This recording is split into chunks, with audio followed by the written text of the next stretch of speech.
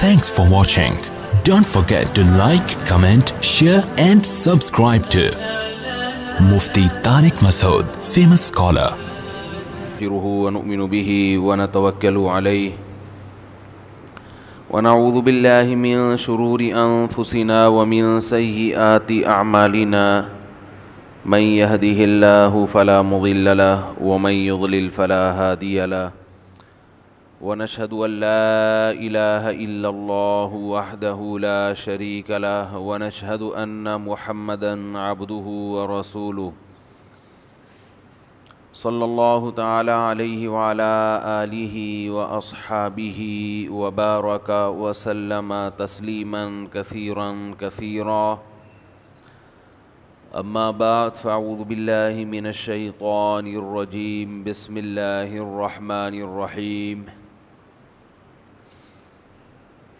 يا أيها الذين آمنوا من يرتد منكم عن دينه فسوف يأتي الله بقوم يحبهم ويحبونه أذلة على المؤمنين أعزة على الكافرين يجاهدون في سبيل الله ولا يخافون لومة لائم وقال النبي صلى الله عليه وسلم الكيس من دان نفسه وعمل لما بعد الموت وقال الله تعالى فلا وربك لا يؤمنون حتى يحكموك فيما شجر بينهم ثم لا يجدوا في أنفسهم حرجا مما قضيت ويسلموا تسليما. قرآن مجید کی چند آیات تلاوت کی ہیں. اللہ تعالیٰ سے دعا ہے اللہ تعالیٰ صحیح طرح سے بات کہنے کی، سننے کی، سمجھنے کی اور پھر عمل کی توفیق عطا فرمائے.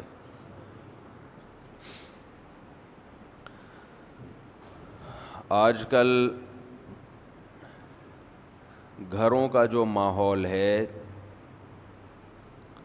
اس میں دین سے دوری ہوتی چلی جا رہی ہے. والدین اپنی اولاد کو پڑھانا چاہتے ہیں، کچھ بنانا چاہتے ہیں، مذہب کو زیادہ فوکس نہیں کرتے.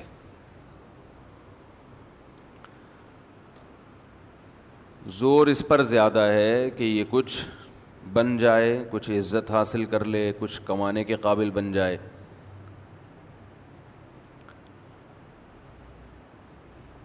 مذہب سے تھوڑا بہت لگاؤ ہے، جیسے کھانے میں اصل مقصد کھانا ہوتا ہے، اس کے ساتھ تھوڑی سی چٹنی، تھوڑا سا اچار، وہ ٹیسٹ کو بڑھانے کے لیے. تھوڑا سا مذہب کا تڑکا وہ چاہیے، لیکن تھوڑا سا چاہیے.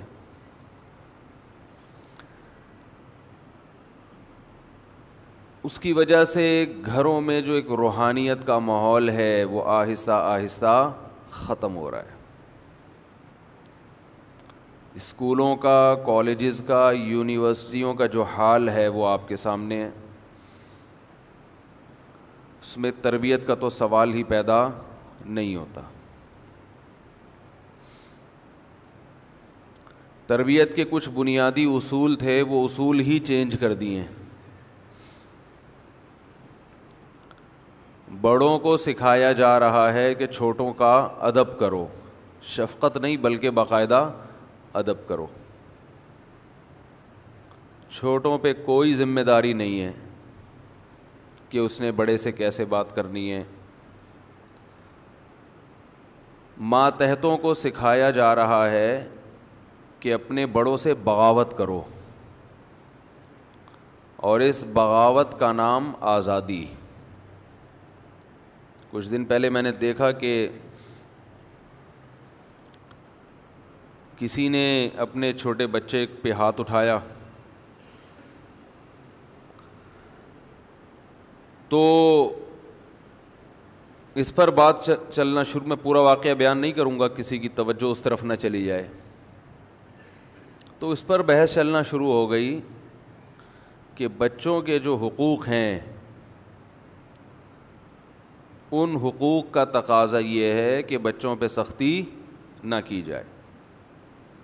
اور پھر مثال دینے لگے کہ ان دوسرے ملکوں میں بچوں کے ساتھ کتنی بچوں کو عزت دی جاتی ہے. بچوں پہ والدین اگر ہاتھ اٹھاتے ہیں تو فوراً پولیس انوالو ہو جاتی ہے.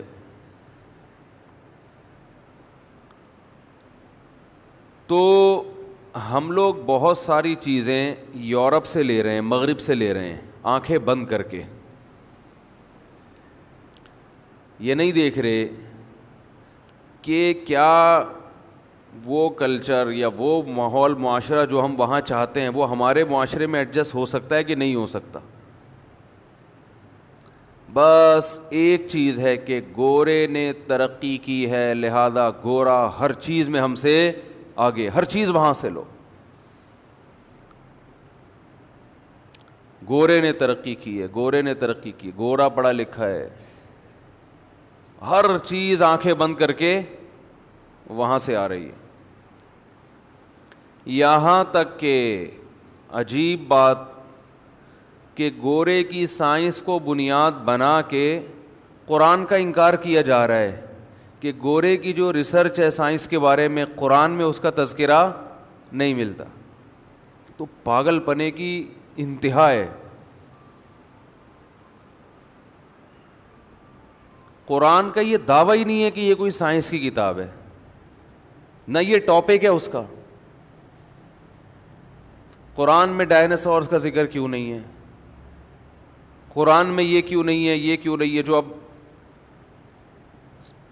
یعنی سائنس کی جو تھیوریز ہیں نا, یا جو ان کی ریسرچ ہے, اس سے متعلق قرآن کیوں بات نہیں کرتا.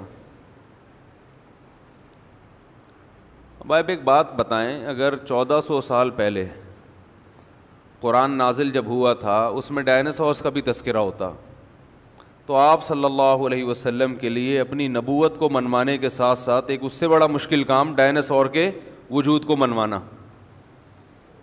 وہ کیسے مانتے عرب کے بدو کہ یہ تھا؟ کہتے یہ پتہ نہیں کیسی باتیں کر رہے ہیں, اور منوا کے کیا حاصل ہو جانا تھا. یعنی انسان کی جو پریکٹیکل لائف ہے, سیدھا راستہ ہے, اس کا ڈائناسور سے کوئی تعلق ہے؟ سمجھ میں آ رہی ہے بات؟ قرآن 1400 سال پہلے بتاتا کہ پانی میں ہائیڈروجن کے 2 اور آکسیجن کا 1 مالیکیول ہے جس سے بن کے پانی وجود میں آیا ہے. یہ سائنس کی تحقیق ہے نا, جو اب ہے, پہلے نہیں تھی. تو اس سے قرآن کو کیا حاصل ہو جاتا؟ آپ صلی اللہ علیہ وسلم جو کتاب لے کر آئے, جو لوگوں کو ہدایت کے راستے پہ چلا رہی ہے, اس کتاب کا برحق ہونا ثابت کرنا یہ آسان ہوتا یا اور مشکل ہو جاتا؟ تو اور مشکل ہو جاتا. وہ کہتے ہیں یہ کہاں سے ہائیڈروجن کے 2 اور آکسیجن کا 1 کیا ہے, کہاں سے آئے؟ تو آپ لیبارٹری میں لے جا کے ان کو دکھاتے. پھر ایک چیز نہیں ہے, لاکھوں چیزیں ہیں. جب انسان پاگل ہوتا ہے نا, جب کسی کی مخالفت اور ضد پہ اڑ جائے تو اکثر لوگ اعتدال کا راستہ چھوڑ دیتے ہیں. یہی حال آج کل کے ملحدین کا ہے, جن کو قرآن پہ اعتراضات ہوتے ہیں کہ قرآن میں سائنس کی باتیں کیوں نہیں ہیں. یہ موضوع سے میں ہٹ رہا ہوں, لیکن ایک بات, قیام و طعام تو چلتا ہے نا راستے میں.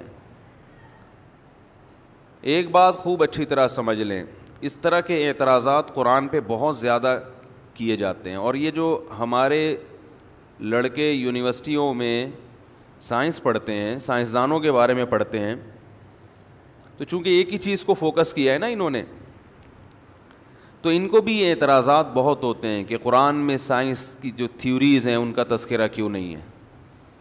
یہ احسان تو ہم پہ سائنسدانوں نے کیا ہے. قرآن میں وہ سائنسی باتیں جو آج ثابت ہو رہی ہیں ان کا تذکرہ کیوں نہیں ہے. قرآن میں یہ کیوں نہیں ہے کہ سورج مشرق سے نہیں نکلتا بلکہ زمین گھومتی ہے, یہ کیوں نہیں ہے قرآن میں.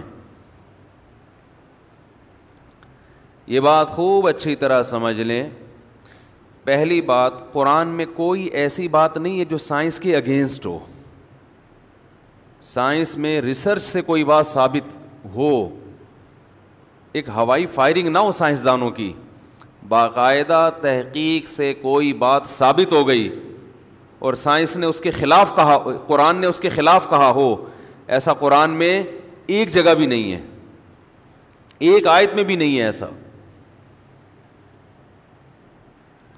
حالانکہ 1400 سال پہلے لوگوں کو سائنس کے نام پہ بیوقوف بنانا دنیا کا سب سے آسان کام تھا.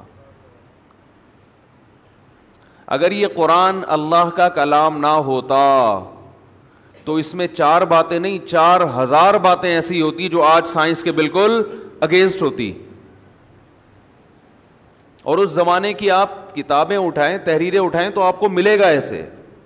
آپ صدیوں پہلے کی مذہبی کتابیں اٹھائیں تو آپ کو اس میں عجیب عجیب نظریات نظر آئیں گے. قرآن یا تو سائنس کے موضوع کو چھیڑتا نہیں ہے، یا قرآن سائنس کی ایسی بات کرتا ہے کہ سائنس اس کے اگینسٹ نہیں ہے. ہاں سائنس اس بارے میں خاموش ضرور ہے، سائنس اس بارے میں کیا ہے؟ خاموش ہے، وہاں تک ریسرچ نہیں ہے. مثال کے طور پہ قرآن 7 مضبوط آسمانوں کا تذکرہ کرتا ہے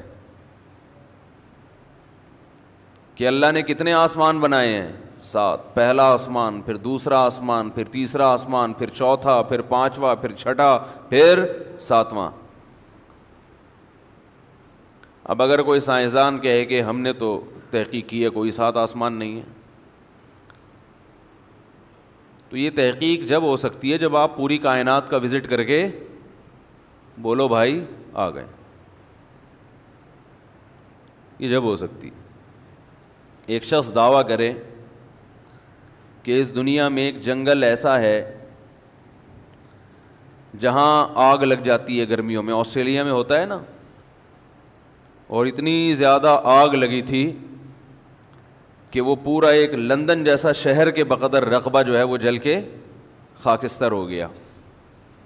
یہاں ایک آدمی دعویٰ کرے تو میں نے تو نہیں دیکھا، یہ ایسی کوئی تحقیق نہیں ہے، تو اسے کہا جائے گا کہ آپ گئے کہاں تک ہیں دنیا میں، آپ نے ٹریولنگ کہاں تک کی ہے؟ کہ میں انڈا موڑ پہ چائے پی کے آیا ہوں، انڈا موڑ تک میں بنفس نفیس گیا ہوں، راستے میں کوئی درخت بھی مجھے نظر نہیں آیا جس میں آگ لگی ہوئی ہو، نہ اس کے کوئی اثرات نظر آئے. تو ہم کہیں گے بھائی جنگل میں آگ کا لگ جانا یہ جب ضروری ہے جب اس پہ تحقیق کے دعوے دار آپ اس وقت ہو سکتے ہو جب آپ یہ کہو کہ دنیا کا کوئی جنگل ایسا نہیں ہے جو میں نے دیکھا نہ ہو، اور میں نے تو نہیں دیکھا کہ کہیں آگ لگی ہو. سائنس نے یہ کب دعویٰ کیا ہے کہ کائنات کا وزٹ کر کے وہ واپس آ چکے ہیں؟ جو تحقیقات اب تک ہوئی ہے نا، سائنسدان اس کا خود اعتراف کرتے ہیں کہ یہ کائنات میں ابھی ہم نے اتنا وزٹ کیا ہے جیسے کوئی انڈا موڑ پہ چائے پی کے آ جائے. ابھی تو آگے صدر، لانڈی، اور پھر حیدرآباد، اور پھر انڈیا، اور پھر اس کے آگے کے ممالک، اور اتنی بڑی دنیا پڑی ہوئی ہے، اس کے بارے میں تو سائنس خاموش ہے. تو قرآن نے یہ تھوڑی کہا کہ یہ پہلا آسمان ہے، اس کے بعد فوراً گندے نالے سے لیفٹ ٹرن مارو گے، تھوڑا آگے جاؤ گے دوسرا آسمان نظر آئے گا، پھر تھوڑا گولی مار سے سیدھا ٹرن مارو گے تو کون سا آسمان نظر آئے گا؟ تیسرا آسمان. آپ W11 پہ بیٹھ کے ہمیں آسمان پہ پہنچا رہے ہو یار. ایسے آسمان پہ تو ہمارے چرسی اور ہیروئنچی بھی نہیں گئے. ہیروئنچی بھی ہر وقت آسمان پہ رہتا ہے نا، لیکن وہ بھی اتنے بلندی کا دعویٰ اس نے بھی ابھی تک نہیں کیا، حالانکہ وہ چرس پی کے، ہیروئن پی کے دعوے کر رہا ہوتا ہے. تو قرآن سے صاف طور پر پتہ چلتا ہے کہ اللہ نے 7 مضبوط آسمان بنائے، اور اس میں سائنس کی کہیں نفی نہیں ہے. خاموش ہے سائنس اس بارے میں. یہ دعویٰ کرنا، دیکھو بہت سی چیزوں کے ہونے کا تو دعویٰ کیا جا سکتا ہے, نہ ہونے کا دعویٰ ممکن ہی نہیں ہے, عدالت کیسے خارج کر دے گی. سمجھ میں آ رہی ہے بات؟ کہ بہت سی چیزیں ایسی ہیں جن میں نہ ہونے کا دعویٰ سنا ہی نہیں جاتا. مثال کے طور پر ستار بھائی نے وسیم بھائی کو 1 لاکھ روپے قرضہ دیا. قرضہ کس نے دیا؟ بولے نا, وسیم بھائی کو 1 لاکھ روپے قرضہ دیا. گواہ کوئی نہیں تھے. وسیم بھائی پی گئے, معذرت کوئی وسیم بھائی اگر بیٹھے ہوئے ہوں, وسیم بھائی وہ قرضہ لے کے, جیسے کہ ہوتا ہے آپ کو پتہ ہے, انہوں نے کیا کیا, پی گئے. ستار بھائی نے وسیم بھائی کو کہا کہ تم نے 1 لاکھ روپے قرضہ لیا ہے, واپس کر دو. وسیم بھائی پی گئے, انہوں نے کہا میں نے تو نہیں لیا. ستار بھائی نے کیس کیا عدالت میں. عدالت نے کہا گواہ لے کر آؤ. 2 آدمی گواہ بن کے آئے. عدالت نے پوچھا کہ کیا تم نے دیکھا ہے, کہ کیا تم اس بات کی گواہی دیتے ہو کہ وسیم نے ستار سے 1 لاکھ روپے لیے؟ انہوں نے کہا نہیں, ہم اس بات کی گواہی نہیں دیتے کیونکہ ہمارے سامنے لیا ہی نہیں ہے. عدالت کہتی ہے کہ اچھا پھر اس بات کی گواہی دیتے ہو کہ انہوں نے نہیں لیے؟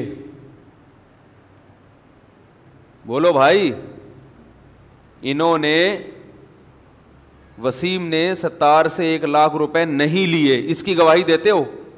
اگر وہ کہیں کہ ہم گواہی دیتے ہیں کہ وسیم نے ستار سے 1 لاکھ روپے نہیں لیے, تو عدالت پوچھے گی کیا تم 24 گھنٹے وسیم کے ساتھ چپکے ہوئے ہو؟ اس پر تو گواہی دی جا سکتی ہے کہ لیے ہیں.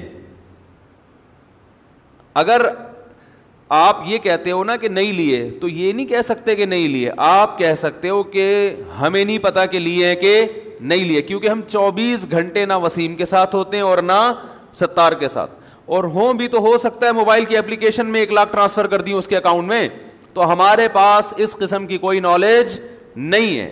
ہم اس پر گواہی دے سکتے ہیں کہ لیے ہیں, اس پر گواہی کوئی بھی نہیں دے سکتا کہ نہیں لیے ہیں. نہیں پر گواہی نہیں ہوتی ہے. بولتے کیوں نہیں بھائی؟ نہیں پر گواہی اس وقت ہوگی جب کوئی خاص ٹائم بتایا جائے کہ ہفتے کے دن 5 بجے اس نے پیسے لیے ہیں, تو گواہ کہہ سکتے ہیں ہفتے کے دن 5 بجے تو ہم اس کے گھر میں بیٹھے ہوئے تھے, ہمارے سامنے نہیں دیے, اس کا مطلب ہم گواہی دیتے ہیں کہ اس نے پیسے نہیں دیے. لیکن جنرلی جب کوئی گواہ طلب کیے جاتے ہیں تو وہ کسی چیز کے ہونے پر گواہی دیتے ہیں, نہ ہونے پر گواہی نہیں دیتے. نہ ہونے پر گواہی جب دی جائے گی جب نہ ہونا آپ کے علم کے دائرہ کار میں آتا ہو. جیسے اللہ نے کرے کوئی بم پھٹا, 2 آدمیوں نے گواہی دی کہ بم پھٹا ہے, 4 کہہ رہے نہیں پھٹا, اور اس بیس پہ کہہ رہے ہیں کہ بھائی اگر وہاں بم پھٹا ہوتا تو ہم بھی وہاں تھے, ہمیں تو سنائی نہیں دیا, اس کا مطلب ہے بم نہیں پھٹا. تو یہ گواہی دے سکتے ہیں کہ بھائی یہ 2 گواہ جھوٹ بول رہے ہیں, اس لیے کہ بم کا جب پھٹتا ہے تو 2 آدمیوں کو سنائی نہیں دیتا, جتنے لوگ اس موقع پر موجود ہیں سب کو سنائی دیتا ہے. تو یہاں بم کا پھٹنا یا نہ پھٹنا ان کے علم کے دائرے میں آتا ہے. تو اگر سائنسدانوں نے پوری کائنات کا وزٹ کر لیا ہوتا, کائنات کا چپا چپا دیکھ لیا ہوتا, پھر وہ یہ دعویٰ کرتے کہ ہمیں 7 آسمان مارکیٹ میں نظر نہیں آئے. پھر ہم کہتے ہیں کہ سائنس اور قرآن ایک دوسرے کے کیا جا رہے ہیں, اگینسٹ. سائنس یہ تو دعویٰ کر سکتی ہے کہ ہم نے ابھی تک آسمانوں کو دیکھا نہیں ہے, یہ دعویٰ نہیں کر سکتی کہ سرے سے آسمانوں کا وجود ہے ہی نہیں. سائنس کہے گی ہمیں نہیں پتا بھائی ہے کہ نہیں ہے, اب تک ہمیں نظر نہیں آیا. تو قرآن یہ نہیں کہتا کہ 7 مضبوط آسمان ہیں اور سائنسدانوں نے وہ دیکھ لیے ہیں, یہ جھوٹ بول رہے ہیں کہ نہیں دیکھے. یہ دعویٰ کر رہا ہوتا پھر آپ سائنس کو کس کے خلاف لے کے جاتے, قرآن کے. تو قرآن میں جو سائنس سے متعلق باتیں ہیں یا تو وہ ایسی باتیں ہیں جو انسان کی ابھی تک اپروچ وہاں تک ہوئی نہیں ہے, یا وہ ایسی باتیں ہیں کہ آپ کو وہ سائنس کے خلاف لگتی ہیں اس لیے کہ آپ عربی لغت سے واقف نہیں ہیں, عرب کے محاوروں سے واقف نہیں ہیں. دیکھو میں جب تقریر کرتا ہوں, جی کیا ہو گیا بھائی, الف گیا تو صحیح تو چل رہا تھا ابھی.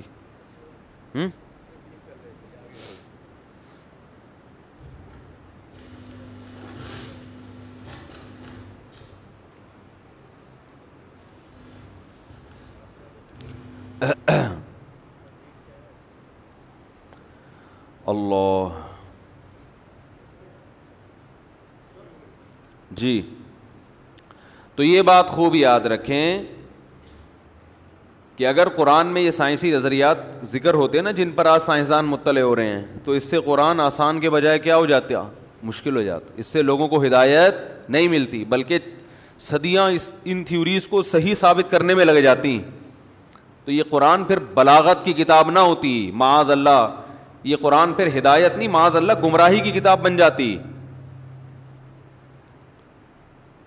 اور دنیا میں کہیں بھی کسی کتاب کا کوئی ٹاپک ہوتا ہے تو وہ کتاب دوسرے موضوع کو نہیں چھیڑتی. دیکھو لا قوانین جہاں بھی لکھے ہوئے ہوتے ہیں, آپ کسی وکیل سے پوچھیں کہ جو لا کی کتاب کوئی لا کے دو مجھے جس میں قانون لکھا ہوا ہو, آئلی قوانین, فوجداری قوانین, اس کتاب میں کہیں ایک جگہ پہ پانی کا فارمولا دکھا دیں. ہے بھائی کہ ہائیڈروجن کے 2 ہوتے ہیں, آکسیجن کا بولو نا بھائی 1 ہوتا ہے, کہیں دکھا دیں. اب آپ نے جج سے کہا کہ یار یہ پاکستان کا جو لا ہے, قانون ہے, اس میں سائنس کی باتیں تو ہے نہیں, لہذا یہ تو پرانی بوسیدہ قوانین ہے جن کا یہ 15ویں صدی میں نہیں چل سکتے. اس میں تو سائنسی تھیوری کائنات دھماکے سے بنی تھی یا بغیر دھماکے کے,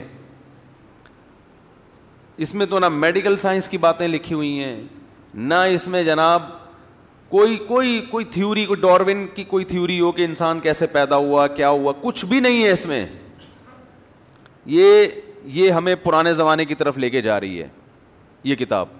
اس کے قوانین کو فالو نہیں کیا جا سکتا. تو جواب کیا دے گا بھائی, کس نے کہا کہ یہ کوئی سائنسی تھیوریز پیش کرنے کی کتاب ہے؟ یہ لا ہے, اس میں قانون ہے.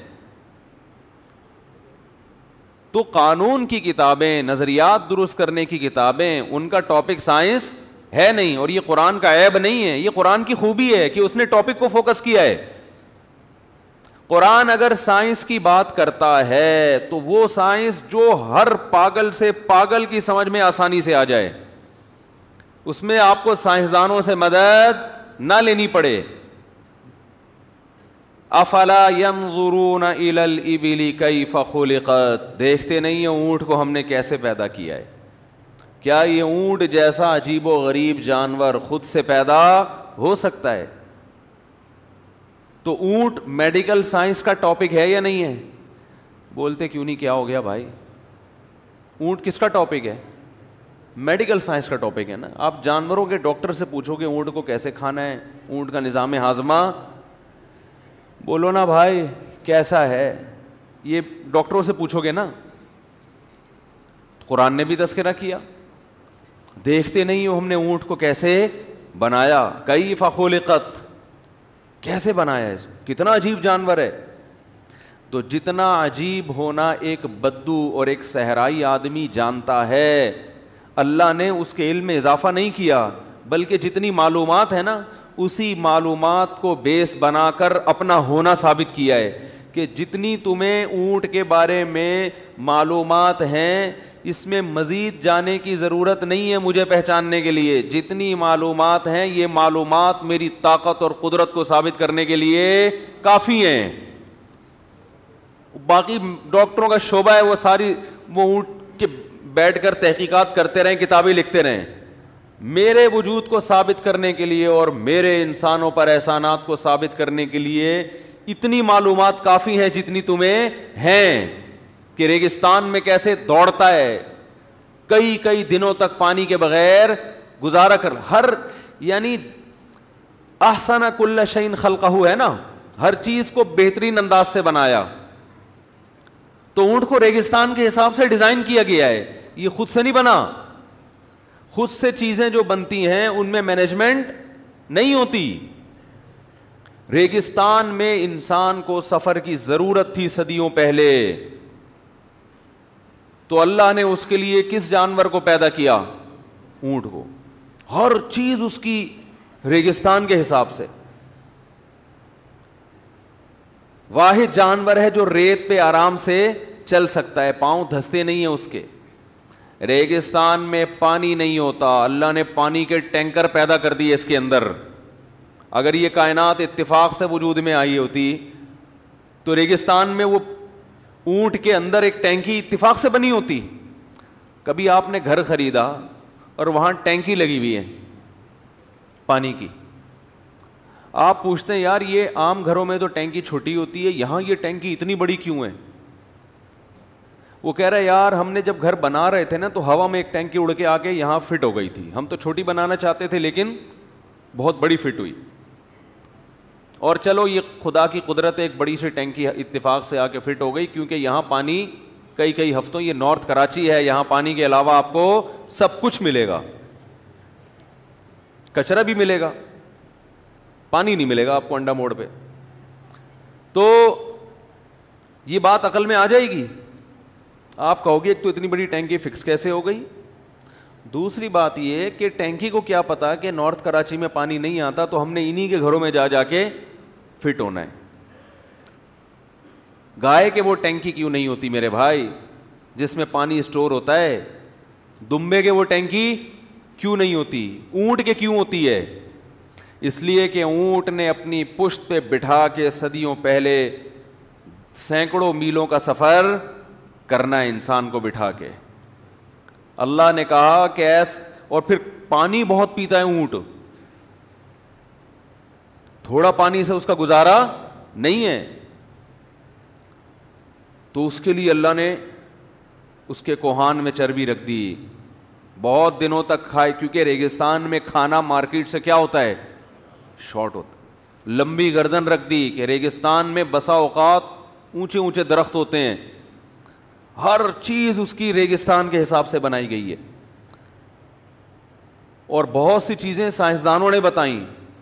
اونٹ کی جو آنکھ ہے نا اس کو ایسے ڈیزائن کیا گیا ہے کہ اس میں ریت پھنستی نہیں ہے. یہ تو اس وقت عربوں کو بھی پتا نہیں تھا. اب جو بصیرت کی آنکھوں سے سائنس پڑھے گا, جب اونٹ پہ اسٹڈی کرے گا اور دیکھے گا کہ اس کی آنکھوں کو ایسے ڈیزائن کیا گیا ہے کہ اس میں ریت پھنسے نہیں, تو بصیرت کی آنکھوں سے جب یونیورسٹی میں سائنس پڑھے گا تو وہ اللہ سے دور ہونے کے بجائے اور زیادہ قریب ہو جائے گا. اور جس سے اللہ نے بصیرت کی آنکھیں چھین لی ہوں, اندھا ہو گیا ہو, وہ کہے گا کہ اونٹ کے بارے میں اتنی زبردست تحقیقات جو 1400 سال بعد پتہ چل رہی ہیں, آنکھ میں یہ ہے اور کان میں یہ ہے اور وغیرہ وغیرہ, تو یہ قرآن میں اس کا تذکرہ کیوں نہیں ہے؟ نہیں آ رہی بات سمجھ میں؟ اس سے پتہ چلتا ہے کہ قرآن اللہ کی کتاب نہیں ہے, اس سے پتہ چلتا ہے کہ اس کائنات کو کسی نے بنایا نہیں ہے, یہ خود سے بنا ہے اونٹ پورا. کمال ہو گیا بھائی. وہ جو سورہ ناس ہے نا, قل اعوذ برب الناس ملک الناس الہ الناس من شر الوسواس الخناس الذی یوسوس فی صدور الناس. میں پہلے حیران ہوتا تھا, اللہ نے اتنے اہتمام سے وسوسہ ڈالنے والوں کے شر سے پناہ مانگنے کا کیوں حکم دیا ہے, کہ چاہے انسانوں میں سے ہو یا جنات میں سے, جو بھی وسوسے ڈالتے ہیں ان کے شر سے پناہ مانگو. آج یونیورسٹیوں میں اسلام کے بارے میں, اللہ کے بارے میں وسوسے ڈالے جا رہے ہیں. انسان اسلام کے قریب ہونے کے بجائے بولو بھائی دور ہو رہا ہے. میڈیکل سائنس پڑھنے والا وہ اللہ کے قریب ہونا چاہیے. اگر وہ قریب ہو رہا ہے اس کا مطلب اس کی کھوپڑی صحیح کام کر رہی ہے. تو ایک بات تو یہ کہ قرآن میں کچھ نظریات, کچھ باتیں ایسی ہیں جو انسانی عقل سے کیا ہیں, اب تک بالا تر ہیں.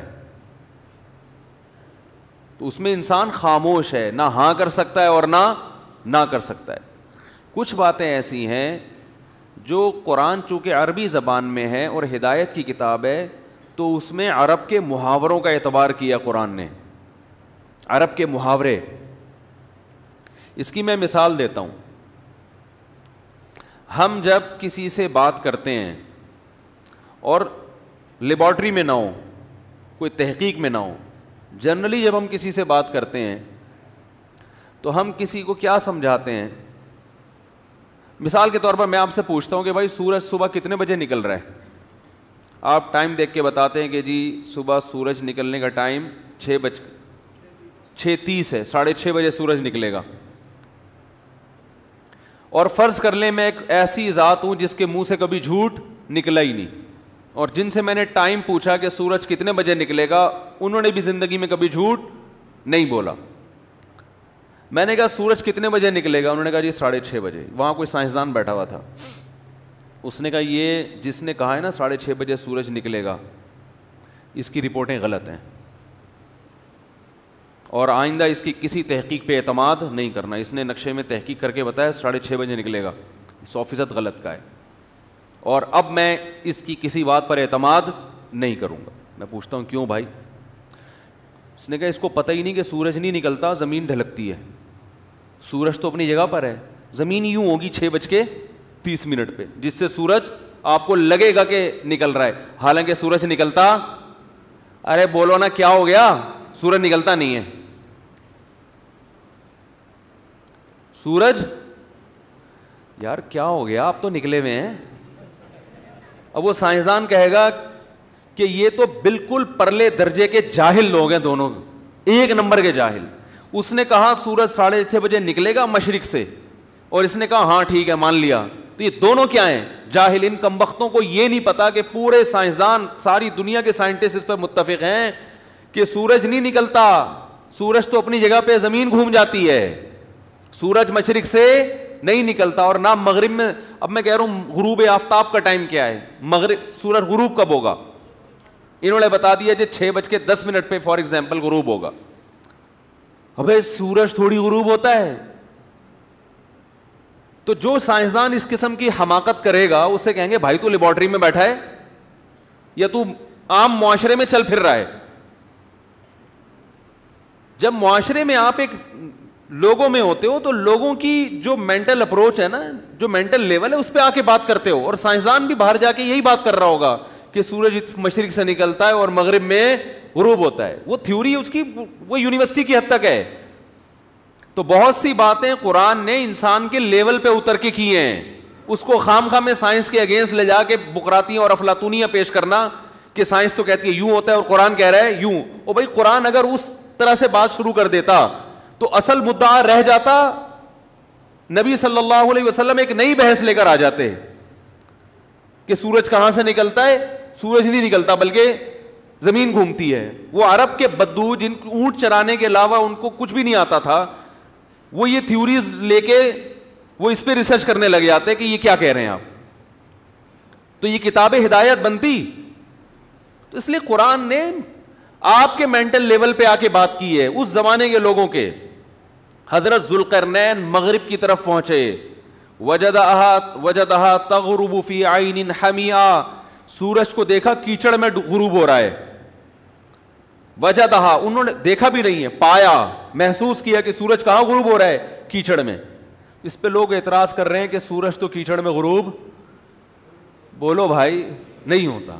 حالانکہ قرآن نے یہ کہا نہیں ہے کہ سورج واقعی کیچڑ میں غروب ہو رہا تھا. انہوں نے کہا ان کو ایسا لگا کہ سورج کہاں غروب ہو رہا ہے, کیونکہ سامنے کیچڑ تھا نا. جب ہمیں لگتا ہے نا کہ سورج سمندر میں غروب ہو رہا ہے, اب میں کہوں کہ یار میں پکنک منانے گیا, میں ہاکس بے پر میں نے کھڑے ہو کر دیکھا کہ سورج کہاں ڈوب رہا تھا, مجھے لگا کہ ایک سورج, وجدہ کا معنی لگا, محسوس ہوا, میں نے دیکھا کہ سورج کہاں غروب ہو رہا ہے, سمندر میں. آپ کو لو بھائی سائنس کا تو بیڑا غرق کر دیا. او میں اپنی پکنک بیان کر رہا ہوں بھائی, میں ہاکس بے کے حالات بیان کروں, تو سائنس کو لے کے بیٹھ گیا یہاں پہ. اب میں اگر سائنسدان ہوتا تو میں اپنی پکنک کے اسٹائل کو یوں بیان, ہم کہتے ہیں نا سورج سمندر میں ڈوبتا ہوا بہت اچھا لگتا ہے, اب ہم ہاکس بے گئے فرض کریں, اور ہمیں بڑا مزہ آیا ہاکس بے میں, سورج غروب کا منظر ہم نے اپنی آنکھوں سے دیکھا بہت دنوں کے بعد, کیونکہ کراچی میں تو بلڈنگیں اور درمیان میں ڈسٹ اتنی ہے, سورج غروب ہوتا ہوا نظر, سورج ہمیں گرد و غبار میں ڈوبتا ہوا نظر آتا ہے. تو ہم گئے پکنک منانے اور ہم نے بڑا پیارا منظر دیکھا کہ سورج سمندر میں غروب ہو رہا ہے. میں نے آ کے بتایا, اب آپ کہتے ہو نہیں بھائی مفتی صاحب آپ تو پکنک کا منظر ہی 100% غلط بیان کر رہے ہو. سورج تو سائنسدان یہ کہتے ہیں کہ سمندر میں نہیں ڈوبتا بلکہ وہ تو گول ہی گھومتا رہتا ہے, بلکہ وہ بھی نہیں گھومتا, زمین گھومتی رہتی ہے, آپ کو ایسا لگتا ہے. تو ایک تو ڈوبنے کا لفظ ہی غلط استعمال کیا, بلکہ غروب ہونے کا لفظ ہی غلط استعمال کیا. میں اسے کہوں گا پکنک گئی, بولو بھائی تیری اس بقراتی اور افلاطونی کے بعد پکنک گئی, بس وہ بھیج دیں اس کو. جو بات میں سمجھانا چاہ رہا تھا اس کا تو بیڑا غرق کر دیا, اس کی تو ایسی کی تیسی ہو گئی. تو میں کہوں گا بھائی میرا موضوع ابھی سائنس نہیں ہے, جو ہمیں نظر آ رہا ہے اس حساب سے ہم بات کر رہے ہیں. تو قرآن نے بعض باتیں ایسی کی ہے کیونکہ عرب کے بدو اس کے پہلے مخاطب تھے جن کے پاس تعلیم کے علاوہ سب کچھ تھا, تو قرآن ان کے مینٹل لیول پہ آ کے بات کرتا ہے. تو اس پہ یہ باتیں اٹھانا, یہ تو پھر آپ ہر شخص کی کتابوں میں ایسی چیزیں نکالو آپ. وَأَلْقَى فِي الْأَرْضِ رَوَاسِيَ, زمین میں بڑے بڑے پہاڑ ڈال دیے اس نے تاکہ زمین کا توازن خراب نہ ہو, زمین میں کیلیں ٹھوک دی اس نے. یہ سب محاورے ہیں, اس کا یہ مطلب نہیں ہے کہ یہ پہاڑ مریخ سے آ کے اللہ نے یہاں پر ہتھوڑے سے کیا کر دیے, ٹھوک دیے یہاں بیٹھے. اس پہ کوئی اعتراض کرے کہ پہاڑ تو اسی زمین کی پیداوار ہیں, اور آپ کو نہیں جی وہ قرآن کہہ رہا ہے زمین میں پہاڑ ڈال دیے, اور جو ہے نا وہ میخوں کی طرح جیسے کیل ہوتی ہے نا اس کی طرح ان کی مثال دی قرآن نے. قرآن کہتا ہے کہ لہم قلوب لا یفقہون بہا, ان کے پاس دل ہیں مگر اس دل سے یہ سمجھتے نہیں ہیں. تو لوگ کہتے ہیں انسان سمجھتا کہاں سے ہے, دماغ سے. قرآن نسبت کس کی طرف کر رہا ہے, بولو نا, دل کی طرف. تو یہ سائنس کے بالکل کیا ہے, اگینسٹ ہے. آپ نے کسی محبوبہ کو پیغام بھیجا کہ میں تم سے دل سے محبت کرتا ہوں, وہ کہیں تم پرلے درجے کے جاہل آدمی ہو, 1 نمبر کے, بولو بھائی جاہل. میں نے یونیورسٹی میں پڑھا ہے کہ محبت اور نفرت یہ کہاں سے ہوتی ہے, کھوپڑی سے. یہ کہاں سے ہوتی ہے, کھوپڑی سے. یہ دل سے اس کا کوئی تعلق نہیں ہے. جاؤ میں نے تمہارے رشتے کو نامنظور. اب دوبارہ جب آپ نے ٹرائی کیا کہیں اور, تو اب آپ کہہ رہے ہیں میں تم سے دماغ سے محبت کرتا ہوں, برین سے. وہ کہے گی تو پاگل ہے تجھے محبت کے اظہار کا طریقہ نہیں آتا, پتلی گلی سے نکل. تو بھائی نہ دل سے محبت کا اظہار کا لفظ استعمال کرنا سائنس کے خلاف ہے, سمجھ رہے ہو نا. نہ یہ کہنا اور یہ دماغ سے محبت کا اظہار کرنا سائنس کے حساب سے تو ٹھیک ہے, لیکن خود دماغ کے حساب سے ٹھیک. دماغ کہتا ہے یہ سائنسی تھیوری کا موقع نہیں ہے, یہ کھوپڑی استعمال کر تو دل سے ہی محبت کرے گا. دلوں میں تیر گھسائے ہوئے ہوتے ہیں نا, وہ تصویریں جو بنی ہوئی ہوتی ہیں دل میں تیر. حالانکہ تمام تر ٹینشن جب محبت ناکام ہوتی ہے تو دل کے بجائے کس کو ہوتی ہے, دماغ کو ہوتی ہے. اب قرآن بھی اسی انداز سے بات کرنا شروع کر دیتا. عرب کہتے ہیں یہ تو بلاغت کی کتاب نہیں ہے, یہ کس انداز میں بات کر رہا ہے. باقی قرآن نے جو دل کی طرف نسبت کی ہے وہ نسبت بھی غلط نہیں ہے, کیونکہ دل کا دماغ سے سب سے زیادہ گہرا رشتہ ہے, اس میں بھی بلاغت چھپی ہوئی ہے. کیونکہ جب آپ دماغ سے کسی سے محبت کرتے ہیں تو اس کا پہلا اثر کہاں پڑتا ہے, دل پر. دل کی دھڑکن تیز ہو جاتی ہے. اس کی مثال ایسے ہے جیسے قرآن کہتا ہے وَإِذَا سَمِعُوا مَا أُنزِلَ إِلَى الرَّسُولِ تَرَىٰ أَعْيُنَهُمْ تَفِيضُ مِنَ الدَّمْعِ اے نبی جب یہ یہود و نصارہ قرآن کی تلاوت سنتے ہیں آپ ان کی آنکھوں کو دیکھتے ہیں کہ بہنا شروع کر دیتی ہیں، حالانکہ آنکھیں کسی کی نہیں بہتی، آنسو بہتے ہیں، آنکھیں اپنی جگہ پہ فٹ ہوتی ہیں۔ اب اس دور میں کوئی سائنسدان ہوتا جس کو سائنس کا ہیضہ ہو گیا ہوتا، معذرت، سائنسدان ہونا بری چیز نہیں ہے، سائنس کا ہیضہ ہونا کیا ہے کہ جہاں سائنس فٹ نہیں بھی کرنی وہاں کیا کر رہا ہے۔ وہ ایک حکیم صاحب نے مجھے بتایا کہ میرے گھر میں کھانا پکتا ہے تو گھر والے میرے خلاف ہو گئے ہیں، کیونکہ وہ ہر وقت غذاؤں کے بارے میں نا گھر والوں نے کہا چنے کی دال پکے گی تو میں کہتا ہوں، وہ حکیم کہتے ہیں میں کہتا ہوں اس کے ساتھ ماش ملا لو، اس سے بیلنس ہو جائے گا، یہ خشک ہوتی ہے وہ کیا ہوتی ہے، ذرا تر ہوتی ہے، تو سارا دن وہ کیا کرتے رہتے ہیں غذاؤں میں۔ بھائی ایک شریف آدمی سیدھا سادہ، شریف سے مراد سیدھا سادہ آدمی جب گھر جائے گا جو پکا ہوا ہوگا کھا لے گا، وہ یہ تھوڑی دیکھے کہ بھنڈی میں یہ تر ہے، کریلا خشک ہوتا ہے، تو ابھی چونکہ ویسے ہی خشکی بدن میں زیادہ ہے تو کریلا کھانے سے خشکی اور بڑھ جائے گی، تو پھر مجھے بھنڈی کھانی وغیرہ، مجھے نہیں پتا بھنڈی تر ہوتی ہے کیا ہوتی ہے، میں مثال دے رہا ہوں۔ وہ جو پکا ہوگا تمیز سے کھا لے گا، بولے گا کھانے کا مقصد حاصل ہو گیا، طاقت آ گئی، نگل لے گا پتلی گلی سے، ٹھیک ہے نا۔ حکیم صاحب جب گھر میں جائیں گے تو کیا ہوگا، ایک تو نارمل حکیم ہوتے ہیں وہ بھی گھر جاتے ہیں تمیز سے کھا لیتے ہیں، مگر اگر خدا نخواستہ حکمت کا ہیضہ ہو گیا آپ کو، حکیمی کا کیا ہو گیا ہیضہ، تو سارا دن بیٹھ کے بیلنس ہی کرتا رہے گا نا۔ میں ایک دفعہ مدرسے میں پیاز، کچا پیاز جو ہے نا اس میں دہی ملائی اور کھا رہا تھا، اس لیے کہ پیاز اور دہی کی چٹنی بڑی مزے کی ہوتی ہے، تو حکیم صاحب تھے ہمارے ساتھ، وہ آئے اور کہنے لگے یہ جو پیاز کے ساتھ آپ نے دہی ملایا ہے یہ جوڑ بہترین جوڑ ہے، بالکل صحیح کیا آپ، یہ آپ کو کس نے بتایا؟ مجھے کہنے لگے پیاز میں پتہ نہیں کیا ہوتا ہے اور دہی اس کا بیلنس کر دیتی ہے اس کے سائڈ ایفیکٹ کو، یہ آپ کو کس نے بتایا؟ میں نے کہا مجھے نہیں، مجھے تو مزہ آ رہا ہے بھائی کھانے میں، سیدھی سیدھی پیاز دہی کا ملاپ کیا ہے، ہٹو بچو ہے، خاندانی ملاپ۔ ہم جو شربت میں نیمبو ملا کے پیتے ہیں اس لیے تھوڑی کہ وٹامن سی کا تناسب اس میں بڑھ جاتا ہے اور پھر وہ اس سے آپ کی جو امیون سسٹم ہے، جو ہمارا جو دفاعی نظام ہے وہ وٹامن سی سے کیا ہوتا ہے، بول لو نا، مضبوط ہوتا ہے نا، وہ بڑا مضبوط ہو جاتا ہے۔ اب آپ نے کہ جی نیمبو اس میں ڈالا جائے تو وہ سسٹم ٹائٹ ہو جاتا ہے، اور یہ بھائی ہمیں تو مزہ آتا ہے یار لیمو نچوڑ کے شربت میں پینے سے، وہ آپ کی تحقیق ہوگی وٹامن سی، ہم تو وٹامن سی کو کہاں بھیج چکے ہیں بولو بھائی، بھیج دو اس کو، مزہ آ رہا ہے بھائی۔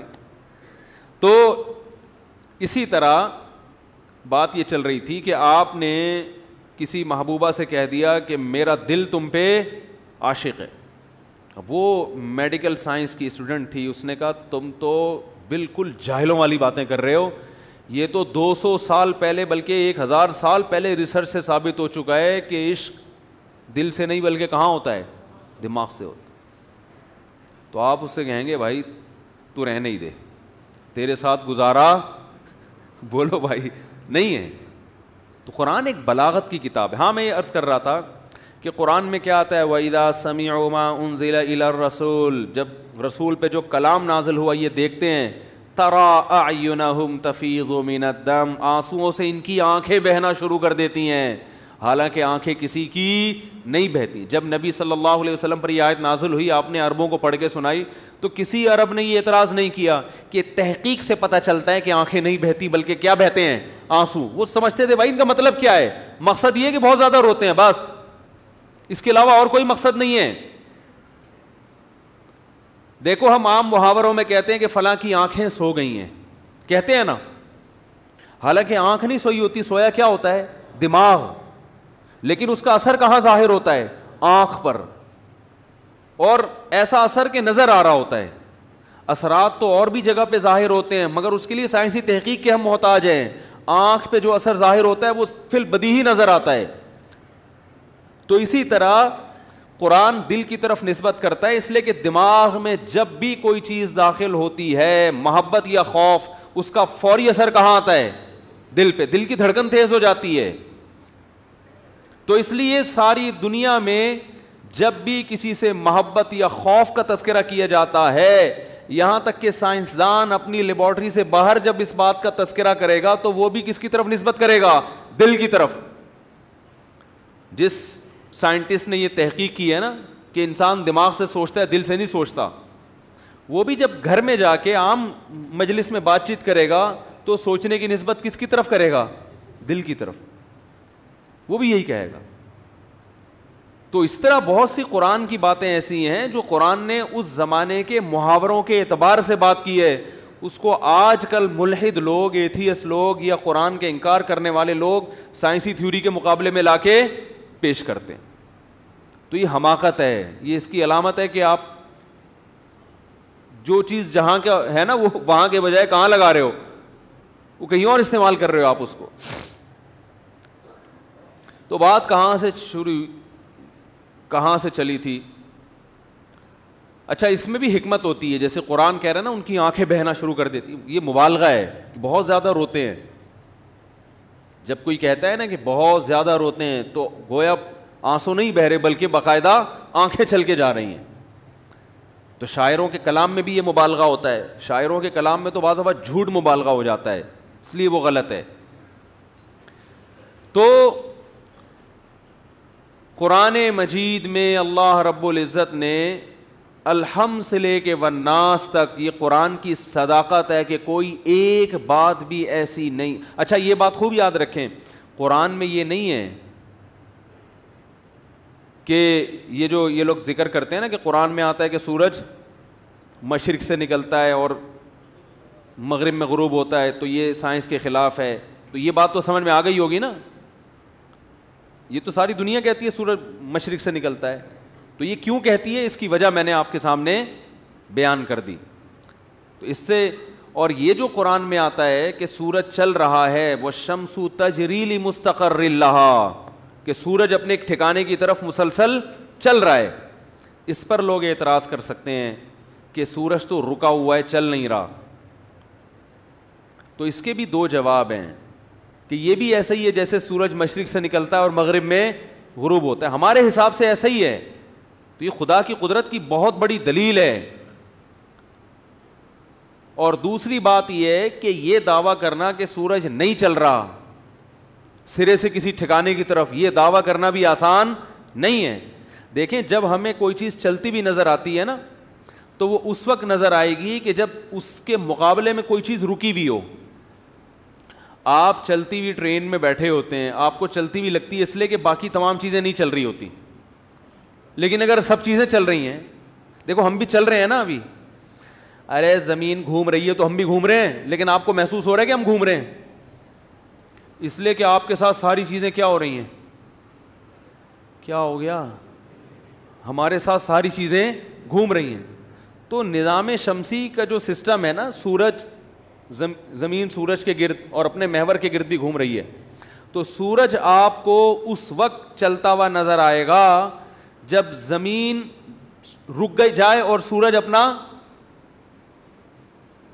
چلتا چلا جائے، ٹھیک ہے نا، پھر آپ کو لگے گا. عین ممکن ہے یہ نظام شمسی پورے سسٹم کے ساتھ چل رہا ہو یہ، کیونکہ قرآن میں اللہ کا ارشاد ہے کل فی فلک یسبحون، یہ تمام کے تمام ایک خاص دائرہ ہے جس میں یسبحون تیر رہے ہیں. تیرنے کا لفظ استعمال کیا جس میں یہ بھی پتہ چل گیا کہ تمہیں ان کی حرکت کا ادراک ہونا بہت مشکل ہے، کیونکہ جب انسان چلتا ہے نا تو جھٹکے آتے ہیں چلتے ہوئے، جب تیرتا ہے تو کیسے اسموتھ چل رہا ہوتا ہے وہ. تو اللہ نے فرمایا جتنے اجرام بڑے بڑے ہم نے بنائے ہیں، کلن تمام کے تمام، فی فلک ایک خاص دائرہ ہے جس میں موو کر رہے ہیں، جس میں چل رہے ہیں یہ. اب آپ بتاؤ 1400 سال پہلے قرآن نے کہا کہ یہ سب ایک دائرے میں کیا ہیں، چل رہے ہیں. تو یہ بات اس دور میں کی جا سکتی تھی. اس دور کے جو سائنسدان ہمیں ملتے ہیں نا جو پھینکو قسم کے، ان میں ہم نے بھی مدرسوں میں کتابیں پڑھی ہیں نا تو اس دور کی تھیوریز بھی پڑھی ہیں. اس میں یہ کہ یہ جو ستارے ہیں نا یہ آسمان سے کیا ہوئے ہیں، کیل سے ٹھوکے ہوئے ہیں بھائی، یہ جڑے ہوئے ہیں، چپکے ہوئے ہیں آسمان سے. اگر قرآن اللہ کا کلام نہ ہوتا تو قرآن بھی یہ بات نقل کرتا. جو عرب میں رائج تھی وہ یہی بتاتا کہ یہ آسمان سے کیا ہوئے ہیں، چپکے ہوئے ہیں یہ. تو یہ قرآن کی بلاغت ہے کہ قرآن نے ایک بات بھی 1400 سال پہلے, جب کہ بہت سارے غلط سائنسدانوں کے نظریات معاشرے میں رائج تھے, ایک نظریہ بھی قرآن نے ان کا قبول نہیں کیا اور اس کو اپنی کتاب میں جگہ نہیں دی ہے, ایک بھی نہیں ہے. تو بات کہاں سے شروع ہوئی تھی, کہاں چلی گئی؟ میں اصل میں جو بات عرض کر رہا تھا کہ دیکھو یہ جو دور ہے نا, یہ ہے وسوسے پھیلانے کا دور, ایمان پہ ڈاکے ڈالنے کا دور. انسان خواہشات نفسانیہ کی طرف جا رہا ہے. ایک صاحب نے میرے خلاف کلپ بنایا, انہوں نے کہا کہ مفتی صاحب کہتے ہیں غیر مسلم ڈپریشن میں زیادہ ہوتے ہیں. تو وہ کلپ بنایا انہوں نے کہ رپورٹ پیش کی کہ دنیا کے سب سے زیادہ وہ ممالک جہاں خوشحالی اور ہیپینس اور وہ جو ہے نا سب سے زیادہ ہے, تو ان میں پاکستان کا نمبر 66 ہے, یعنی اسلامی ممالک بہت بعد میں آتے ہیں. تو انہوں نے کہا دیکھو رپورٹ سے کیا پتہ چلتا ہے کہ سب سے زیادہ خوشیاں بولو نا ان ملکوں میں. اور خوشیوں کا مطلب یہ کہ وسائل, بے روزگاروں کے الاؤنس. اور بھائی ہمارا دعویٰ یہی ہے کہ اتنی خوشیوں کے باوجود سب سے زیادہ غم بولو نا انہی ملکوں میں, اور ہم 66ویں نمبر پر آتے ہیں. اس کے باوجود بھی خودکشی کا ریشو ہمارے ہاں وہ بھی 66ویں نمبر پہ آئے گا. تو آپ کو پتہ ہی نہیں ہے کہ خوشی کی ڈیفینیشن کیا ہے. صحیح ہے. تو اتنے زیادہ اگر یہ خوش ممالک ہوتے, اتنے زیادہ ہنسی خوشی ان کی لائف ہوتی, اتنے زیادہ ٹینشن فری کنٹریز ہوتے, تو ڈپریشن اور اسٹریس کی گولیاں سب سے زیادہ یہاں کیوں بکتی ہیں پھر؟ اس میں وہ محترم جواب دے رہے ہیں, ایک صاحب ہیں وہ کہہ رہے ہیں یہ اس لیے کہ یہ عیاشی, پیسہ بہت ہے تو عیاشی کرتے ہیں. عیاشی میں اینٹی ڈپریشن گولیاں کھائے گا کوئی؟ کیا ہو گیا بھائی؟ عیاشی ہو رہی ہے لہٰذا اسٹریس سے بچنے والی. او بھائی عیاشی ہے تو پھر تو آپ کو اسٹریس سے بچنے کی ضرورت ہی نہیں ہے. ارے ہم تو روزہ رکھتے ہیں, زکوٰۃ دیتے ہیں, بوڑھے ماں باپ کو گھر میں رکھتے ہیں, پھر بھی خودکشی سے نہیں مرتے. آپ کے پاس آپ پہلے نمبر پہ آ رہے ہو ٹینشن فری کنٹریز میں, لیکن خودکشی کے ریشو میں بھی آپ ٹاپ پر جا رہے ہو. تو اس لیے یہ بیچارے گھننے بنے ہوتے ہیں, یہ ان کو پتہ نہیں ہوتا کہ مولانا صاحب کہہ کیا رہے ہیں, یا تو ان کو پتہ نہیں ہوتا, یہ سب پتہ ہوتا ہے مگر بات کو گھمانا ہم سائنسی ترقی کی بات نہیں کر رہے, اس میں تو پاکستان 66ویں نمبر کیا ہو سکتا ہے, اس سے بھی نیچے ہو. ہم غربت مہنگائی کی بات نہیں کر رہے, ہم سہولتوں کی بات نہیں کر رہے, وہ تو آپ اس میں لوگوں کے امام ہیں. ہم بات کر رہے ہیں کہ یہ غربت اگر گورے کو 5 دنوں کے لیے دے دی جائے, یہ کتے چھوڑ دو نا وہاں پہ جو ہماری گلی میں گھوم رہے ہیں, حقیقت بتا رہا ہوں آپ کو, کراچی کی گلیوں میں جو کتے گھوم رہے ہیں, 2-3 کتے آپ گوروں کے پاس چھوڑ دو, وہ کتے پن پہ آ جائیں گے گورے. وہ ڈریں گے یار ان کی نہ ویکسینیشن ہے, کوئی پتہ نہیں کاٹ نہ لے یہ. ہم انہی کتوں کے بیچ میں جمعہ پڑھانے کے لیے آتے ہیں اور بڑے آرام سے چلے جاتے ہیں, اس لیے کہ ہمارا ایمان ہے بھائی ہم جو کر سکتے تھے ہم نے کتوں کے خلاف کر لیا, اب گورنمنٹ ہی نہیں کر رہی تو ہمارا قصور نہیں ہے. اب اللہ نے کرے کسی کتے نے کاٹ لیا تو قیامت میں ہم مجرم نہیں ہوں گے. اب ہمارا مقدر ہے, اللہ نہ کرے کوئی کتا کاٹے. اب مر گئے تو کیا ہوا, مر جائیں گے بھائی, مرنا تو سب نے ہے. تو یہ تو تسلی ہمارے پاس ہے نا. آپ کے لیے تو بھائی دنیا ہی سب کچھ ہے. آپ تو ہمارے جو کتے گلی میں گھوم رہے ہیں ان کو کونے پہ دیکھ کر اپنا راستہ بدل لو گے. پھر جب وہاں جاؤ گے, دیکھو کورونا ہمارے یہاں کتنا پھیلا ہے, لیکن ڈپریشن میں کوئی ایک آدمی بھی جتنی اسٹریس لینی چاہیے تھی نا اتنی بھی نہیں لی ہے. کیا خیال ہے؟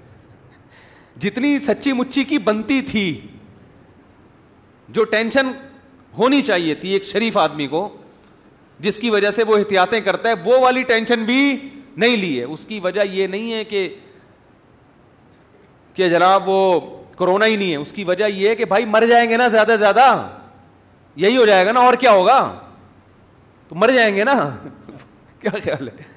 تو مر جائیں گے تو کیا ہو گیا. دولہا کہاں ہے بھائی؟ دیکھیں سچی مچی والا دولہا نہیں آیا نا تو کوئی آپ بننا.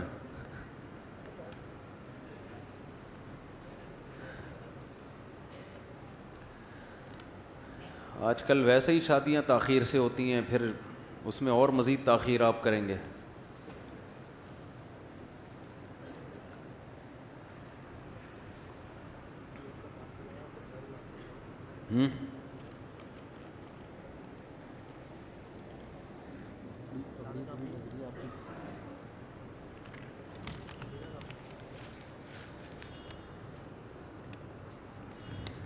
صحیح ہو گیا. یہ بھی کسی گھر میں نہ دیں, مجھے دیں. اچھا بھائی آ گئے, آپ ہیں, آپ دولہا ہیں, ماشاء اللہ ماشاء اللہ, بیٹھ جائیں, بڑی خوشی ہوئی آپ سے مل کے. اور دلہن کے وکیل, دلہن کے وکیل آپ ہیں. دلہن کا نام ہے ارج مسعود. آپ نے مجھے اجازت دی ہے کہ میں ارج مسعود بنت مسعود خلیل کا نکاح حافظ محمد اویس ولد محمد یونس سے 20,000 مہر میں کروں, اجازت ہے جی؟ ٹھیک ہے جی. الحمدللہ نحمدہ ونستعینہ ونستغفرہ ونؤمن بہ ونتوکل علیہ ونعوذ باللہ من شرور انفسنا ومن سیئات اعمالنا من یہدہ اللہ فلا مضل لہ ومن یضلل فلا ہادی لہ ونشہد ان لا الہ الا اللہ وحدہ لا شریک لہ ونشهد أن محمدا عبده ورسوله صلى الله تعالى عليه وعلى آله وأصحابه وبارك وسلم تسليما كثيرا كثيرا. أما بعد فأعوذ بالله من الشيطان الرجيم. بسم الله الرحمن الرحيم. يا أيها الناس اتقوا ربكم الذي خلقكم من نفس واحدة وخلق منها زوجها وبث منهما رجالا كثيرا ونساء واتقوا الله الذي تساءلون به والأرحام إن الله كان عليكم رقيبا. وقال تعالى يا أيها الذين آمنوا اتقوا الله وقولوا قولا سديدا يصلح لكم أعمالكم ويغفر لكم ذنوبكم ومن يطع الله ورسوله فقد فاز فوزا عظيما. وقال النبي صلى الله عليه وسلم النكاح من سنتي وقال فمن رغب عن سنتي فليس مني. وقال النبي صلى الله عليه وسلم تزوجوا ولا تكونوا كرهبان النصارى. وقال النبي صلى الله عليه وسلم تزوجوا الودود الولود فإني مباهي بكم الأمم. جناب حافظ محمد اویس ولد محمد یونس, میں نے 20,000 مہر معجل اس مہر کے عوض میں آپ کا نکاح ارج مسعود ولد مسعود خلیل سے کیا. قبول کیا آپ نے؟ جزاک اللہ جی. سن لیا آپ لوگوں نے, خود قبول ہے انہوں نے, ٹھیک ہے نا. دعا کریں جی اللہ تعالیٰ برکت دے. الحمدللہ رب العالمین والعاقبۃ للمتقین والصلاۃ والسلام علی رسولہ الکریم وعلی آلہ وصحبہ اجمعین. اے اللہ اس نکاح کو اپنے دربار میں قبول فرما, اس کی برکتیں زوجین کو میاں بیوی کو کامل طور پہ نصیب فرما. تادم حیات محبت الفت کے ساتھ زندگی گزارنے کی توفیق نصیب فرما. آپس کے اختلاف و انتشار سے, ہر قسم کے شر سے ان کی حفاظت فرما. اس نکاح کو اللہ دونوں خاندانوں میں جوڑ کا ذریعہ بنا, دونوں خاندانوں میں ملاپ کا ذریعہ بنا. دونوں خاندانوں کو شیطان کے شر سے, لڑائی جھگڑوں سے اور ہر قسم کے فساد سے اللہ ان کی حفاظت فرما. جس کی جو جائز مراد ہو اللہ اس کی مراد کو پورا فرما.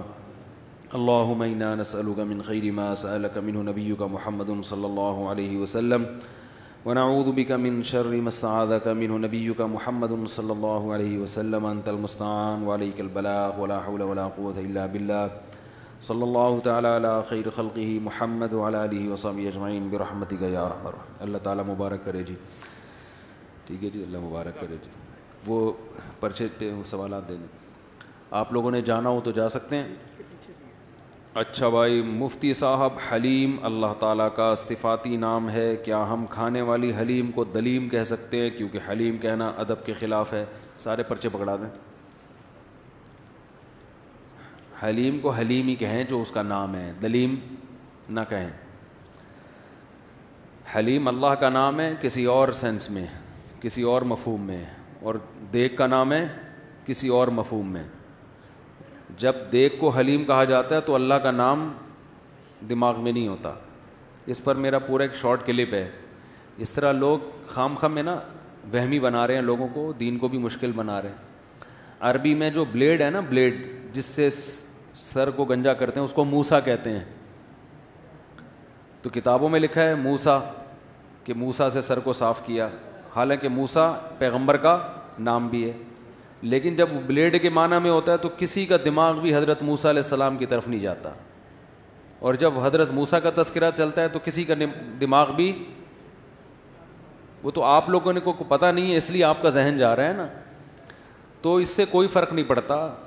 دیکھو ہم اردو میں کہتے ہیں کہ فلاں آدمی اتنی صلواتیں سنا کے چلا گیا. حالانکہ صلوات تو درود کو کہتے ہیں نا. کیا ہو گیا بھائی؟ لیکن اردو میں صلوات کا ایک اور مفہوم بھی ہے, اول پھول بک کے چلا گیا, صلواتیں سنا رہا ہے, مجھے کیوں صلواتیں سنا رہا ہے. تو یہ صحیح ہے. اس پہ میرا ایک شارٹ کلپ ہے, حلیم اور دلیم. دلیم نہیں کہیں, وہ حلیم حلیم ہی ہے. اچھا بھائی مفتی صاحب, میرا سوال ہے, کیا ہم زوال کے وقت قرآن پاک کی تلاوت کر سکتے ہیں؟ یعنی اگر ہم قرآن کی تلاوت کر رہے ہوں اور زوال کا وقت ہو جائے تو کیا قرآن کی تلاوت کرتے رہیں؟ صرف سجدہ کرنا, نماز پڑھنا منع ہے زوال کے وقت میں, تلاوت کرنا بالکل جائز ہے. اے نبی آپ رات کو قیام کیا کریں, آدھی رات, اس سے کچھ کم یا اس سے کچھ زیادہ, اس کا کیا مطلب ہے, اس سے کیا مراد ہے؟ سورہ مزمل نازل ہوئی نا, تو رسول اللہ صلی اللہ علیہ وسلم کو حکم دیا گیا کہ آپ رات کو نماز قائم کریں, تہجد پڑھیں. تو نبی صلی اللہ علیہ وسلم کے لیے اس وقت کو صحابہ کے لیے مینیج کرنا بہت مشکل تھا, کیونکہ گھڑیاں تو تھی نہیں. صبح صادق کا بسا اوقات پتہ ہی نہیں چلتا تھا صبح صادق ہو جاتی تھی. تو اس لیے اللہ تعالیٰ نے آپ سے فرمایا قم اللیل الا قلیلا نصفہ او انقص منہ قلیلا, کہ آپ پوری رات کھڑے رہیں یا آدھی رات یا اس سے کچھ کم. تو تینوں طرح کے آپ کو اختیارات دیے جا رہے ہیں. پھر اگلے رکوع میں اللہ نے فرمایا کہ ساری رات اس لیے کھڑے نہ ہوں, آخرون یضربون فی الارض یبتغون من فضل اللہ, کہ بہت سوں کو دن میں مزاربت کرنی پڑتی ہے, تجارت کرنی پڑتی ہے, رزق تلاش کرنا ہے. تو سارا رات اگر عبادت کریں گے تو صبح روزی پہ کون جائے گا؟ تو روزی بھی تو تلاش کرنی ہے نا, کمانا بھی ہے. وآخرون یجاہدون فی سبیل اللہ, اور بہت سے لوگ پھر اللہ کے راستے میں دن میں لڑ رہے ہوتے ہیں. تو اگر ساری رات جاگیں گے کہ تو دن میں لڑائی کے قابل نہیں رہیں گے. دیکھو اسلام نے اسباب کو کتنا فوکس کیا ہے نا, تو اسلام نے کمانے کو بھی فوکس کیا تہجد کے ساتھ. اس لیے حکم دیا ساری رات تہجد مت پڑھو, دن میں تم نے جاب پہ بھی جانا ہے بھائی, کام دھندا بھی کرنا ہے. کیا خیال ہے؟ تو سارے کام لے کے چلنا ہے ساتھ. مفتی صاحب میں نے ایک شیعہ عالم کے شارٹ کلپ میں سنا کہ اس نے حضرت علی کا مقام, اس کے نزدیک حضرت علی کا مقام تمام انبیاء سے افضل ہے. شیعوں کے اس بارے میں مختلف قسم کے بیانات ہیں. جس خطیب کی تقریر سنو گے اس کی عقیدہ دوسرے سے مختلف ہوگا. تو وہ ان کا مسئلہ ہے کہ مفتی رفیع عثمانی صاحب کا بیان آیا تھا نا, اپنے مسلک کو چھیڑو نہیں دوسرے کو, اپنے مسلک کو چھوڑو نہیں دوسرے کو چھیڑو نہیں. تو وہ خطابت کر رہے ہیں, ان کے عوام سن رہی ہے, ان کی عوام اگر ان سے انسپائر ہو رہی ہے بہت اچھی بات ہے. لیکن قیامت کے دن اللہ آپ سے یہ سوال پوچھے گا, آپ سے سوال پوچھے گا کہ دیکھو عقیدے کے معاملے میں کسی کی تقلید نہیں ہے, اس میں ڈائریکٹ قرآن سے آپ کو رہنمائی لینی پڑے گی. جو ہدایت کی بنیادی اصول ہے نا, اس میں آپ کو کسی مسلک کی پیروی کی اجازت نہیں ہے کہ میں فلاں مسلک کا ہوں تو میں قرآن کو اس مسلک کے حساب سے سمجھوں گا. نہ نہ نہ, قرآن میں جو بنیادی عقیدے کی باتیں ہیں ان پہ کسی مسلک کی چھاپ بولو بھائی نہیں. عقیدہ توحید ہے, عقیدہ رسالت ہے, کائنات کا وجود, انبیاء کا تذکرہ. یہ تو قرآن نے انبیاء کا خود تذکرہ کیا ہے کہ ہم نے ان کو سب سے زیادہ اہتمام سے قرآن پیغمبروں کا تذکرہ کرتا ہے. تو اس سے پتہ چلتا ہے قرآن کی نظر میں پیغمبروں کا مقام سب سے اونچا ہے. بہت زیادہ اہتمام سے قرآن نے پیغمبروں کا تذکرہ کیا ہے. تو اس میں ہاں جو فروعی مسائل ہوتے ہیں, نماز, کیونکہ قرآن میں نماز کی تفصیل نہیں ہے تو اس میں پھر حدیث ہے, پھر حدیث میں بھی پوری تفصیل نہیں, پھر فقہا کی طرف جاتے ہیں. تو اس میں انسان کہتا ہے یار میں اس مسلک کو فالو کرتا ہوں, ان کی رائے یہ ہے قرآن و سنت کی روشنی میں, فلاں کی مسلک کی رائے قرآن و سنت کی روشنی میں یہ, اور قرآن و سنت دونوں پہ برابر روشنی ڈال رہا ہوتا ہے. صحیح ہے نا, دونوں چیزیں قرآن و سنت سے مل رہی ہوتی ہیں. لیکن جو بیسک چیزیں ہیں ان میں کوئی مسلک نہیں ہے. ان میں آپ یہ کہہ کے کہ میں سنی ہوں تو سنیوں کا قرآن یہ والا تھا تو میں یہ والے پہ جاؤں گا, اور شیعوں کا یہ والا تھا, نہ نہ نہ نہ. قرآن اللہ کی کتاب ہے. اللہ کہے گا جب اس میں صاف صاف میں نے لکھا ہوا تھا تو اس کو فالو کیوں نہیں کیا. تو لوگوں کو قرآن کو لوگوں پہ نہیں پرکھا جائے گا بلکہ لوگوں کو قرآن پہ. تو آپ اپنے ذاکروں کی یا اپنے مولویوں کی تقریروں کو قرآن پہ پرکھیں گے کہ ان میں کون ایسا ہے جو قرآن کے حساب سے بات کر رہا ہے اور قرآن سے ہٹ کے بات کر رہا ہے. تو جو ہٹ کے بات کر رہا ہے اس کو فالو کرنے کی آپ کو اجازت نہیں ہوگی. باقی میرے خلاف جو ہے نا, ایک خوب ذہن میں رکھیں, میں فرقہ واریت کا قائل نہیں ہوں. اپنے عقیدے کو بیان کرو, مضبوطی سے قائم رہو, اور دوسرے کو اس طرح سے دلائل کی دنیا میں تو چھیڑا جائے گا, لیکن اس طرح سے چھیڑنا کہ نفرتیں پھیلیں, اس کا میں قائل نہیں ہوں. میرے نام سے جعلی ٹویٹ بنے ہوئے ہیں بہت سارے. ہر تھوڑے دن میں مفتی طارق مسعود صاحب نے یہ ٹویٹ کیا ہے, حالانکہ میں نے کوئی ٹویٹ نہیں کیا. ٹویٹر پہ میرا اکاؤنٹ ہے مگر ابھی تک میں نے اس کو استعمال نہیں کیا ہے. تو میرے نام سے فیک اکاؤنٹ. یزید کے جنتی ہونے کا میں نے کسی بیان میں نہیں کہا ہے. میرے نام سے فیک پوسٹ چلائی گئی ہے کہ مفتی طارق مسعود نے فتویٰ دیا کہ یزید چونکہ قسطنطینیہ کی لڑائی میں شریک تھا لہذا کنفرم جنتی ہے وہ. حالانکہ میں نے ایسی کوئی پوسٹ نہیں چلائی. نیچے لوگوں نے گالیاں لکھی ہوئی ہوتی ہیں, تو وہ جو اس طرح کی گالیاں دے رہے ہیں تو وہ خود ہی انہی کو جا کے پڑھ رہی ہیں, ٹھیک ہے نا, وہ خود ہی انہی کو جا کے. وہ پھر وہ بوڑھی عورت والا قصہ ہے نا ملا نصیر الدین کا, وہ جتنی گالیاں دے رہے تھے وہ کہہ رہی تھی شاپر میں آپ کو واپس. وہ بڑھیا جتنی گالیاں ان کو دیتی تھی نا, کیا ہو گیا؟ ابے بھائی جلدی جلدی بتا دیتا ہوں. ملا نصیر الدین نے ایک بڑھیا کو گالی دی, کسی بات پہ لڑائی ہو رہی تھی, بڑھیا کو غصہ ہے, اس نے 4 گالیاں اور نکال دیں. پھر انہوں نے 1 گالی دی, پھر اس نے 5 اور نکال دی. اب گالیوں کا مقابلہ شروع. تو انہوں نے بڑھیا سے کہا کہ دیکھ تجھے جتنی گالیاں آتی ہیں نا تو پہلے ایک دفعہ دے دے, اور پھر میں دوں گا گالیاں. تو گالیوں کا مقابلہ ہوتا ہے. تو بڑھیا نے گالیاں دینا شروع کی. ان کو غصہ ہی نہیں آ رہا نا, جتنی گالیاں اس کے پاس تھیں کوئی ایک گالی بھی اس بڑھیا نے چھوڑی نہیں, اور یہ آرام سے بیٹھ کے سن رہے ہیں. سنتے سنتے جب وہ تھک گئی, انہوں نے کہا اور سوچ لے. اس نے کہا یہ والی بھی. پھر انہوں نے کہا تھے اور سوچ لے تھوڑا سا, کوئی دماغ میں کوئی کونے کھانچے میں کوئی گالی ہو. پھر وہ سوچ سوچ کے لائی. جب گالیاں بالکل ختم ہو گئی نا, اس نے کہا اور کوئی گالی نہیں, اور یہ آرام سے بیٹھ کے مسکرا رہے ہیں. انہوں نے کہا جتنی گالیاں تو نے دی ہیں اور جتنی اس کائنات میں گالیاں ٹوٹل موجود ہیں ہول سیل کے حساب سے نا, وہ تمام گالیاں ایک شاپر میں, اور وہ تجھے. تو اس کو غصہ آتا, وہ کہتی کمینے. انہوں نے کہا شاپر میں, یہ پہلے سے تجھے میں ایڈوانس میں دے چکا ہوں. اس نے پھر کوئی گالی نکالی, اس نے کہا شاپر میں. وہ جو گالی دے رہی ہے انہوں نے کہا وہ کہاں ہے؟ شاپر میں. وہ جا جا کے اس کو الٹا لگ رہی ہے اور تپ رہی ہے نا. تو میری جو فیک پوسٹیں ہیں کہ میں نے یزید کو جنتی کہا, قسطنطینیہ کی لڑائی میں شریک تھا, یا میں نے کوئی ابھی ٹویٹ کیا ہے کہ یہ قتل فلاں نے کیا ہے فلاں نے نہیں کیا, یہ سب فیک ہیں. میں نے ایسا کوئی تبصرہ نہیں کیا. اور اس بیس پہ جتنے لوگ مجھے گالیاں دے رہے ہیں یہ تمام گالیاں شاپر میں, یہ والی بھی, اور اس کے علاوہ بھی کائنات میں جتنی گالیاں ہیں وہ تمام کی تمام ان کو. اب جو بھی مجھے گالی دے گا وہ شاپر سے گھوم کے واپس اسی کے پاس جا رہی ہے. ہمیں ٹینشن نہیں ہو رہی, ہم ملا نصیر الدین کی طرح آرام سے سکون سے بیٹھے ہیں. تو جس نے بھی فیس بک پہ اپنی بھڑاس نکالنی ہے گالیاں دے دے, شاپر میں واپس جا کے ٹھیک ہے, کیونکہ میں تمام حضرات کو ایڈوانس میں یہ گالیاں دے چکا ہوں. صحیح ہے نا. اب آپ کہیں ممبر پہ بیٹھ کے گالیاں دے رہے ہو, گالیاں نہیں دے رہا, ریورس کر رہا ہوں, پارسل کر رہا ہوں. پارسل کا مطلب شاپر میں ہول سیل کے حساب سے رکھ دی ہم نے. اب آپ نے اس میں سے جون سی گالی نکال کے اپنے آپ پہ لگانی ہے, آپ خود, آپ کی چوائس ہے. یہ زیادہ بری گالی دیں گے تو اپنے آپ کو زیادہ بری گالی لگے گی, ہلکی دیں گے تو اب یہ آپ کی چوائس ہے. آپ اس شاپر میں سے کتنی گالیاں لے کے اپنے اوپر, اور اس کلپ کے بعد دیکھنا کتنی گالیاں آئیں گی. تو جتنی بھی آئیں, جس قسم کی بھی آئیں, وہ شاپر میں گھوم کے واپس جا رہی ہیں.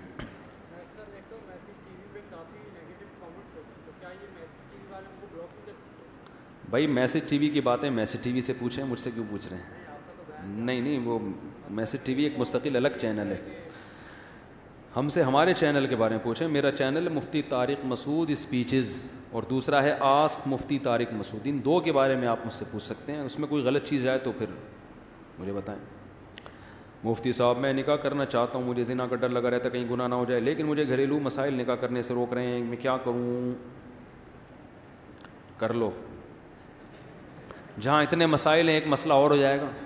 کیا خیال ہے؟ پھر ان سارے مسائل ہول سیل کے حساب سے حل کرنا پھر, ٹھیک ہے نا. جہاں اتنے سارے مسائل ہیں ایک ٹینشن اور پالو, پھر ٹینشنیں بہت زیادہ ہو جائیں گی تو پھر ہول سیل کے حساب سے ان کا حل تلاش کرو. کوئی ایسا حل تلاش کرو کہ ساری ٹینشنوں کا ایک ہی حل. اس کا حل یہ ہے کہ حبیب بینک کی بلڈنگ پہ کھڑے ہو کر چھلانگ لگا. یہ حل نہیں ہے, اس کے علاوہ بہت سارے حل ہیں. نکاح سے کبھی نہ رکو. دیکھو جب روٹی تو کھانی ہے نا, بھوک لگے روٹی کھانی ہے. اب اس میں آدمی سوچتا ہے کھانے کے بعد پھر جب مجھے نیند آئے گی تو سونے کی جگہ تو کہیں ہے نہیں, سر بھاری ہو جائے گا, پھر بیت الخلاء کا تقاضا بھی ہوگا تو واش روم کا انتظام تو ہے نہیں. وہ بھائی کھا لے, اس کے بعد جب یہ ساری چیزیں ہوں گی تو پھر دیکھیں گے کیا کرنا ہے. ٹھیک ہے نا, پھر ہو جاتا ہے نا کہ ایسے بھی مسائل ہوں, سفر میں ہوں, واش روم دور دور کے بھی نہیں ہیں, ڈرائیور کے سر پہ جا کے بیٹھ جائے گا, ابے روک, ہوتا ہے کہ نہیں ہوتا. اب اس چکر میں کھاتا ہی نہیں ہوٹل پہ کہ یار اگر واش روم کا تقاضا ہوا تو پتہ نہیں ڈرائیور روکے نہ روکے, قیام و طعام 5 کلومیٹر دور ہو اور میری جو واش روم کی اسپیڈ ہے وہ صرف 1 کلومیٹر رہ گئی ہے برداشت کی قوت, اور قیام و طعام کہاں ہے 5 کلومیٹر. یہ چیزیں سوچ کے کبھی کسی نے دیکھا کہ کھاتا نہ ہو؟ او بھائی جب بھوک لگ رہی ہے تو کھانا تو ہے, پیاس لگ رہی ہے تو پینا تو ہے, پیشاب کا سوچ سوچ کے. اور آپ کو پتہ ہے سفر میں واش روم بھی صاف نہیں ملتے. جو نفیس طبیعت کے لوگ ہیں ان کے لیے تو واش روم میں جانا ایک بہت بڑی ٹینشن ہے, لیکن پانی پھر بھی دبا کے پیتے ہیں وہ, کوئی بات نہیں یار دیکھا جائے گا, دیکھا جائے. ہمارے دوست نے بتایا اپنا واقعہ, کہہ رہے ہیں میں گاڑی میں ٹریفک میں پھنس گیا بیچ میں اور پیشاب آ رہا تھا بہت اسپیڈ کے ساتھ. اب ٹریفک میں نا کراچی میں بیچ روڈ میں پھنس گئے. اب میں بتا رہا ہوں کہ آپ شادی کر لیں مسائل کا حل نکل آئے گا, اس پہ یہ واقعہ بتا رہا ہوں کہ جب پھنستا ہے نا آدمی تو کچھ نہ کچھ حل تلاش کرتا ہے. اب بیچ روڈ میں انتہائی اسپیڈ کے ساتھ انہوں نے بتایا کہ مجھے پیشاب آنا شروع ہوا. اچھا ہیں بھی وہ بڑے لہیم شہیم نا, قداور, ایسا بھی نہیں ہے کہ سیٹ کے پیچھے کہیں وہ سب نظر آ جائیں گے وہ. تو کہہ رہے ہیں کہ اب میں گاڑی بیچ میں روک کے کہیں جا بھی نہیں سکتا کیونکہ وہ تو ساری دنیا مارے گی. ابے پہلے ہی ٹریفک جام ہے, تو نے بیچ روڈ پہ گاڑی کھڑی کر دی, سائڈ پہ کہیں جگہ نہیں ہے گاڑی لگانے. کہنے اتنی ٹینشن میں آیا, اب دماغ چلنا شروع. کہہ رہے ہیں ایک آدمی گاڑی روک کے نا ایک آگے گاڑی کے پاس گیا, یار پینے کا پانی ہے آپ کے پاس؟ پینے کا نہیں ملا. دوسری گاڑی, ایک گاڑی سے پینے کا پانی مل گیا. یہ کہتے پیشاب کی بوتل ہے آپ کے پاس؟ لوگ رکھ کے تھپڑ مارتے نا. دیکھو مسائل کا حل نکل رہا ہے کہ نہیں نکل رہا. تو اس نے کہا کہ بھائی یہ ہاں پانی پینے کا ہے. کہتے ہیں میں بہانے سے بوتل گاڑی میں لے آیا کہ ابھی میں دیکھتا ہوں. کہہ رہے میں نے اس کا پانی دائیں بائیں دیکھا, کوئی دیکھ تو نہیں رہا, اور پانی پھینک دیا سارا.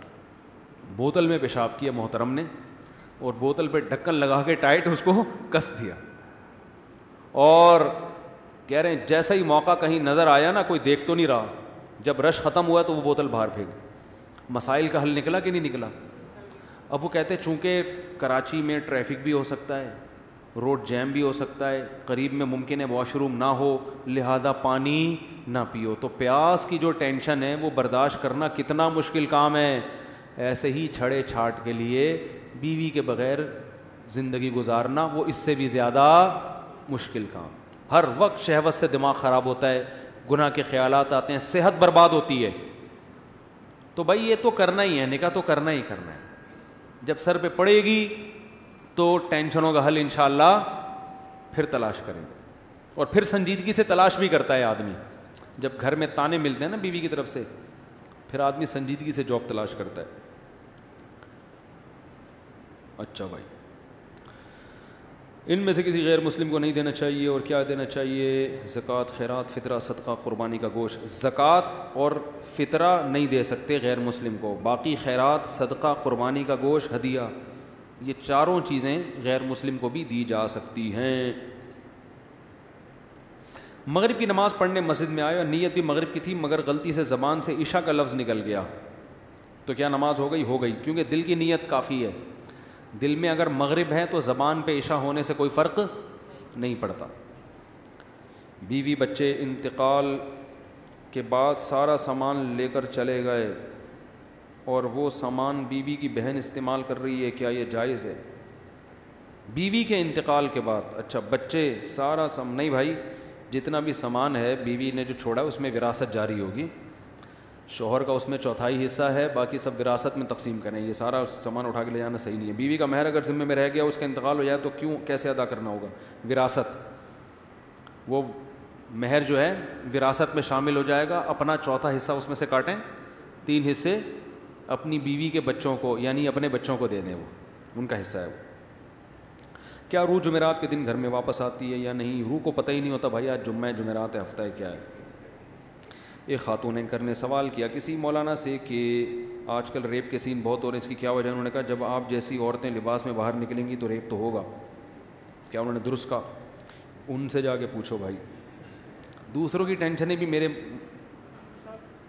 بیٹا بیٹھ جا میرا بچہ, بٹ آرام سے.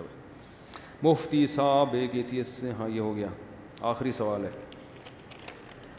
میرے والدین نہیں, میری ایک بڑی معذور بہن ہے جن کی میں خدمت کرتی ہوں, کیا میں ان کی خدمت چھوڑ کر شادی کر سکتی ہوں جبکہ دوسرے بہن بھائی ان کی خدمت سے قاصر ہیں؟ آپ کو نکاح کرنا چاہیے پہلی فرصت میں, کسی کی خدمت کی وجہ سے نکاح سے نہیں رکنا چاہیے. ہاں یہ ضرور ہے کہ نکاح کرنے میں آپ پہلے یہ شرط لگائیں کہ بھائی میں اپنی اکیلی بہن کو چھوڑ نہیں سکتی, معذور ہے, تو جس سے بھی نکاح کریں اس سے پہلے سے بات کر لیں, تھوڑا میرے ساتھ اس معاملے میں کمپرومائز کرو.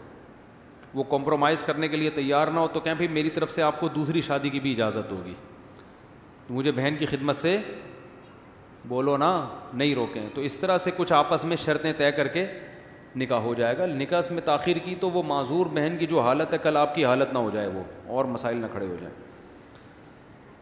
کس بینک آفیسر سے شادی کی صورت جائز ہے, یا اس صورت میں اس کی آمدنی جائز ہوگی اگر اس سے شادی کر لی جائے تو؟ کیونکہ زوجہ کے لیے کچھ لوگ اس کو حلال کہتے ہیں.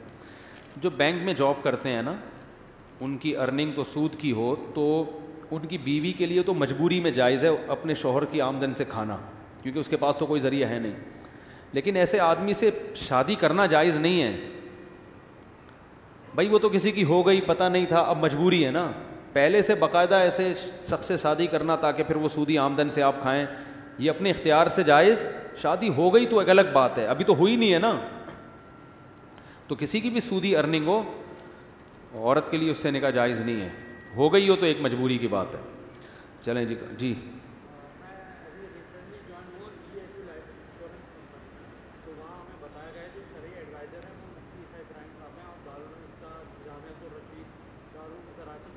لائف انشورنس میں جائز نہیں ہے بھائی, سب علماء کے نزدیک حرام ہے. آپ وہ تکافل میں گئے ہوگے, وہ فتوے جھوٹے ہیں, فیک ہیں. ہاں جیسے میرے نام پہ اکاؤنٹ فیک بنے ہوئے ہیں نا. جی جلدی سے آخری سوال ہے بس ان کا, اس میں بھی ضروری ہے. ہاں ہاں فولڈ کرنا ضروری ہے اس کو. وہ غلط کہتے ہیں, وہ غلط کہتے ہیں, غلط کہتے ہیں, اس کی کوئی دلیل نہیں ہے. ٹھیک ہے جی بیٹا جلدی سے.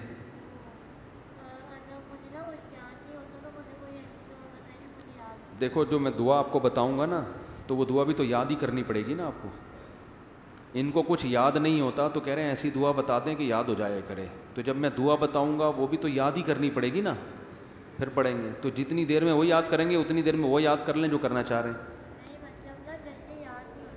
بس بیٹا محنت کرو گے تو یاد ہو جائے گا, ٹھیک ہے نا, اور کوئی اس کا حل نہیں ہے. بادام کھاؤ, محنت کرو. یہ بیچارہ تھوڑا سا ذہنی وہ ہے, اسکول میں اس کو بٹھاتا رہتا ہوں. مفتی صاحب میری بہن تھی نابینا, ہاں اس سے کتاب وہ نا اس میں قرآن بھی تھا اور حدیثیں بھی تھی اور سپارے بھی تھے, تیز گر گئی بہن سے. اللہ تعالیٰ معاف فرمائے, کچھ بھی نہیں ہوتا, بیٹھ جائے بیٹھ جائے. یہ بیچارہ تھوڑا سا ذہنی وہ ہے تو اس لیے اس کو تھوڑا سا ڈیل کرنا پڑتا ہے, ورنہ یہ پوچھتا رہے گا, اثر تک پوچھتا رہے گا, پھر یہ بیان کے بعد بھی آ جاتا ہے. تو کوئی بات نہیں, بیٹھ جاؤ آرام سے. چلیں جی, اللہ تعالیٰ سمجھنے کی عمل کی توفیق عطا فرمائے. وما علینا الا البلاغ.